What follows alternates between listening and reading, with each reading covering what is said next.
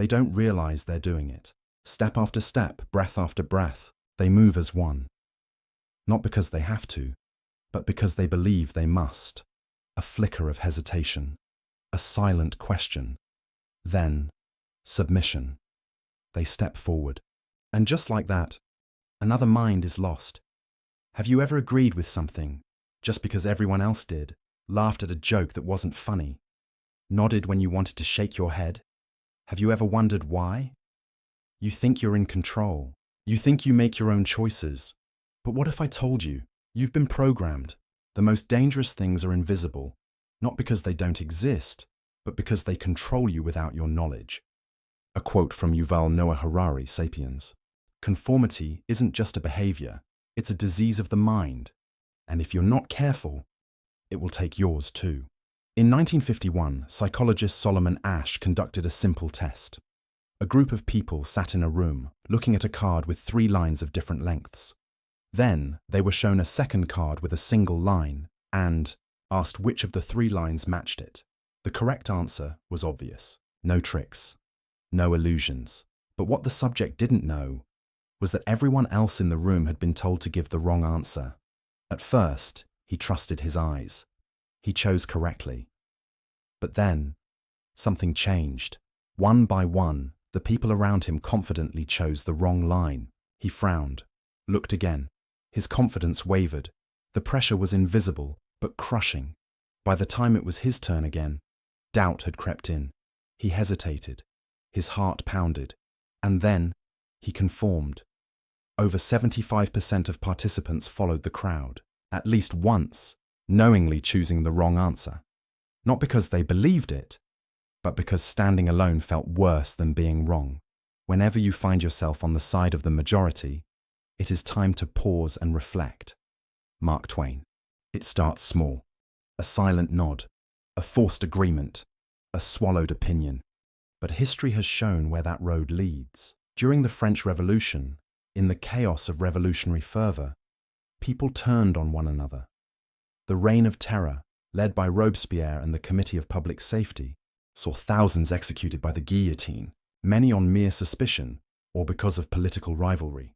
People were encouraged to report their neighbors, colleagues, or even family members, and accusations were often made in the name of the revolution.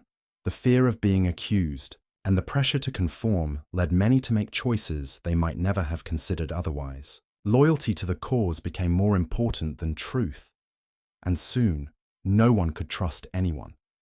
Lives were destroyed, not by any inherent evil, but by a fear-driven conformity that tore apart communities.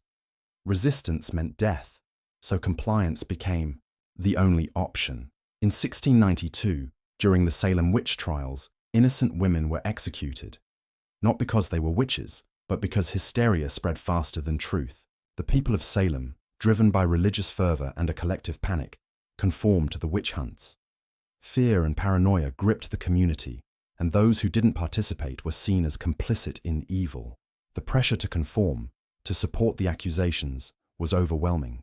Voices of reason were drowned out, and the lives of many women were destroyed based on nothing more than fear and lies. In the frenzy, even the accusers had lost sight of truth, swept up in the madness of the crowd.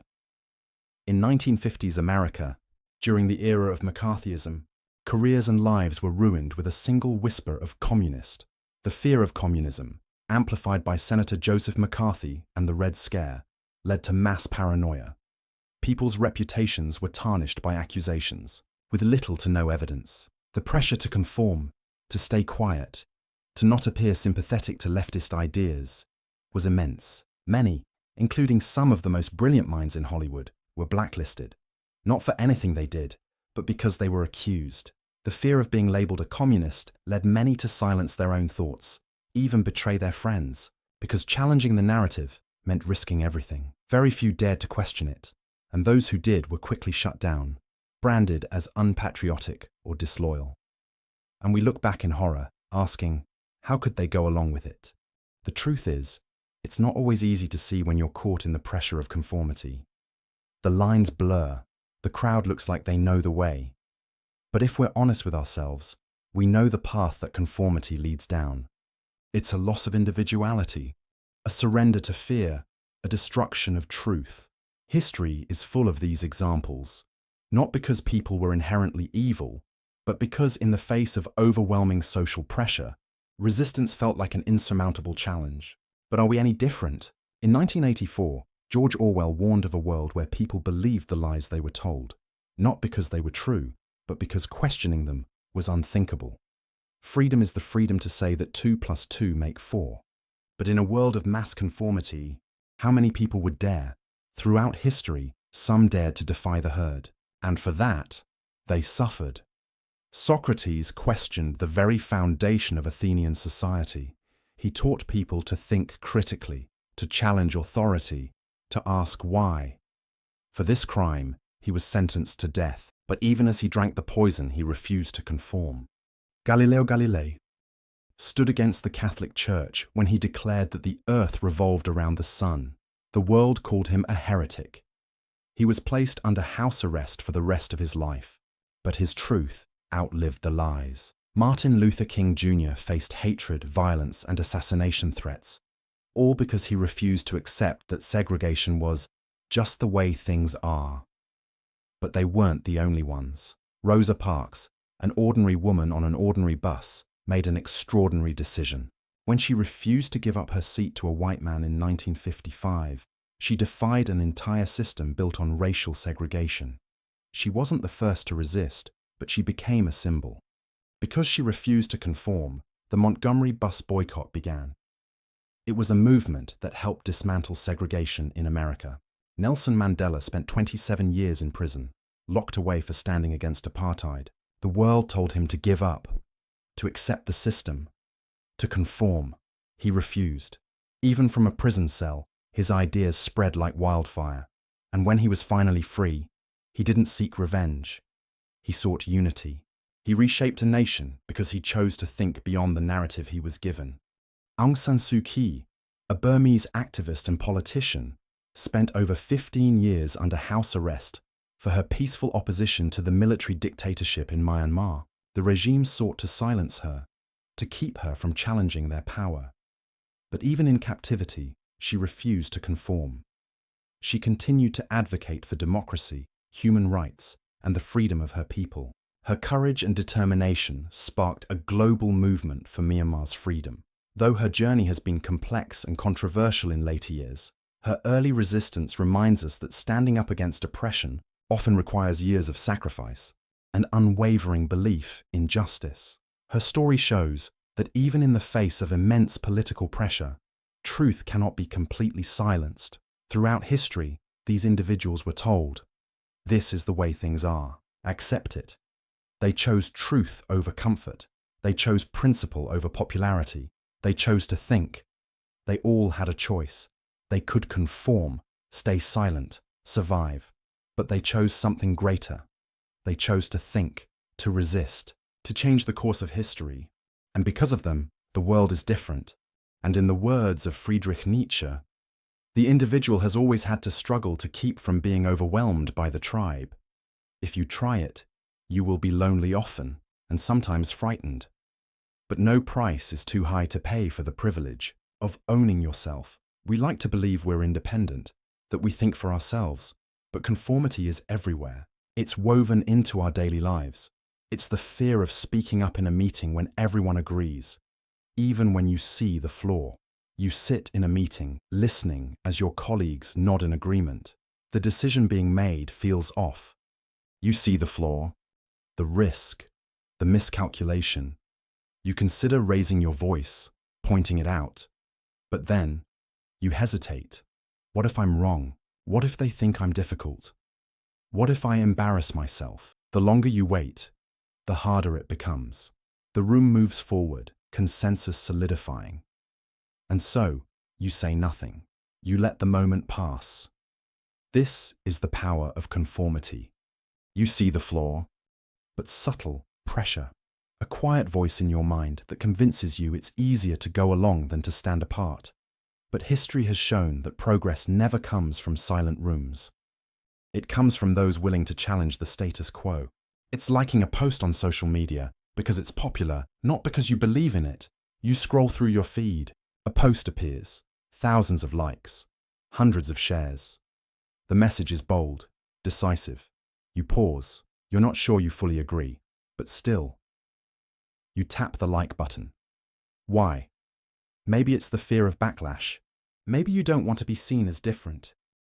Maybe you've convinced yourself it's easier to blend in than to think critically about what you consume. Social media thrives on conformity. Algorithms reinforce the most popular opinions, drowning out dissenting voices. The more you engage without questioning, the more you become part of the machine, echoing what's already been said, rather than forming your own thoughts. It's self-censorship, biting your tongue, hiding your thoughts, staying silent to avoid conflict. You're in a conversation and someone makes a statement you disagree with. Maybe it's a political stance, a cultural opinion, or just a casual remark. You feel the urge to respond. But then doubt creeps in. Will they get angry? Will I ruin the mood? Is it even worth it? So you swallow your words. You nod, force a smile, and let the moment pass. This is how conformity works. Not through force, but through fear. The fear of judgment, the fear of exclusion, the fear of standing alone. But every time you silence yourself, you make it easier to do it again. And soon, the things you once believed in are buried beneath the things you pretend to believe. It's following trends, mimicking opinions, shaping yourself to fit the mold. Trends tell you what to wear, what to watch, what to say, what to think. You see people dressing the same, speaking the same, consuming the same media, and without realizing it, you start to follow. You change your opinions based on what's popular, not what's true to you. It's subtle. It doesn't feel like conformity. It feels like belonging. But the more you do it, the more you lose the ability to separate you from them. Your style, your interests, your beliefs, are they truly yours? Or are they the result of carefully curated influence? And the more you conform, the more you lose yourself. Each time you choose to stay silent when you want to speak. Each time you follow a crowd without questioning why. Each time you mold yourself to fit the world's expectations instead of your own values, you lose a piece of yourself. Your uniqueness fades. Your critical thinking dulls till one day you look in the mirror and wonder, who am I really? But there's another way. You can choose to see conformity for what it is. A test, a challenge. You can recognize the fear, but move through it anyway. You can question, resist, stand apart, speak up. You can reclaim your mind, because the world doesn't need more followers. It needs thinkers. So how do you get out? Step 1. Recognize the pressure. See when you're following the crowd out of fear, not conviction. The first step to breaking free from conformity is awareness. It sounds simple, but it's not, because conformity is often invisible. It doesn't announce itself. It creeps in quietly, disguised as normalcy, as fitting in, as how things are done. Ask yourself, when was the last time I agreed with something? Not because I believed in it, but because I didn't want to be different. Think about the way you behave in social settings. Do you laugh at jokes you don't find funny? Do you pretend to like things just because others do?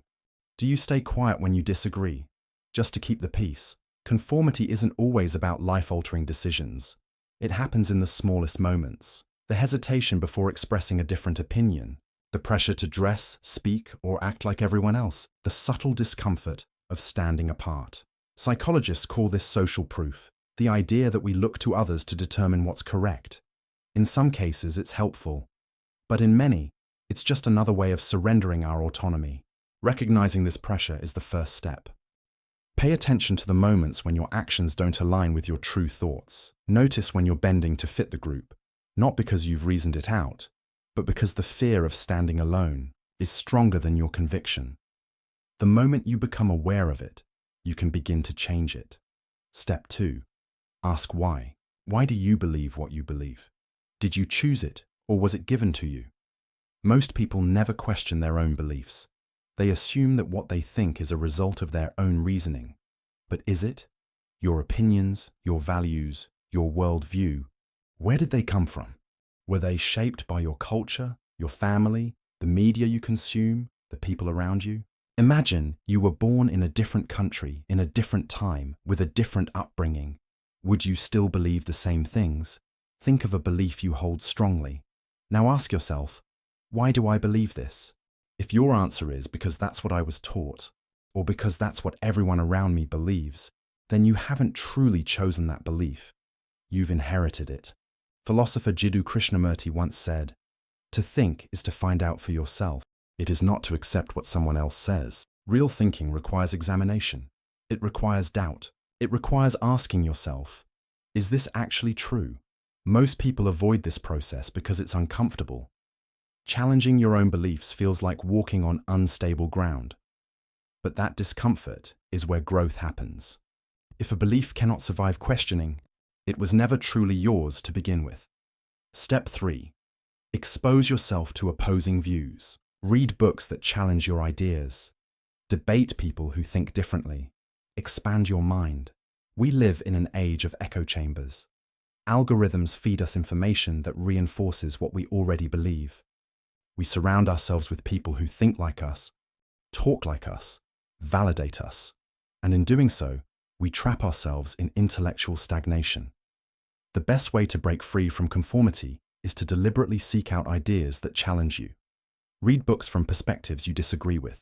Watch debates instead of opinion pieces. Engage in conversations with people who hold completely different worldviews. At first, it will be uncomfortable. You might feel defensive. You might want to reject ideas before even considering them. But this discomfort is a sign that you're thinking, that your mind is expanding beyond its usual boundaries. The philosopher John Stuart Mill argued that if you never expose yourself to opposing views, your own beliefs become weak. Even if you are right, you won't understand why you're right. A strong mind is one that can hold two opposing ideas at once, analyze them, and come to a reasoned conclusion. The goal is not to abandon your beliefs, but to refine them, strengthen them, or, if necessary, replace them with something truer. The greatest thinkers in history didn't settle for what was comfortable. They challenged themselves constantly. They were open to being wrong. And in doing so, they found deeper truth. Step 4. Be willing to stand alone. Understand that truth has never been decided by the majority. This is the hardest step. Even when you recognize conformity, even when you question your beliefs, even when you expand your mind, there will come a moment when you have to choose. Follow the crowd or stand alone, and standing alone is terrifying. Socrates stood alone when he questioned Athenian society. He was sentenced to death. Galileo stood alone when he declared the earth revolved around the sun. He was condemned by the church. Martin Luther King Jr. stood alone when he spoke against racial injustice. He was jailed, threatened, and ultimately assassinated. The majority is often wrong. History proves it. The crowd once believed the earth was flat, that bleeding a patient would cure disease, that women shouldn't vote, that slavery was justified. If truth was decided by popularity, we would still be living under these illusions. The world needs people willing to stand alone in the face of mass agreement. It's not easy. It requires courage. It requires a deep sense of self. It requires being okay with criticism, isolation, and resistance. But those who stand alone are the ones who change the world. The question is, when the moment comes, will you have the strength to do it? As Jiddu Krishnamurti said, it is no measure of health to be well adjusted to a profoundly sick society. Most of all, realize this. One person standing for truth is more powerful than 1,000 kneeling to a lie. So ask yourself, are your thoughts your own? Or are they echoes of the crowd because the world has enough followers? The question is, will you choose to think? Thanks for watching. If you found this video thought-provoking, don't forget to like, share, and subscribe. Keep questioning, keep thinking critically, and most importantly, keep standing strong.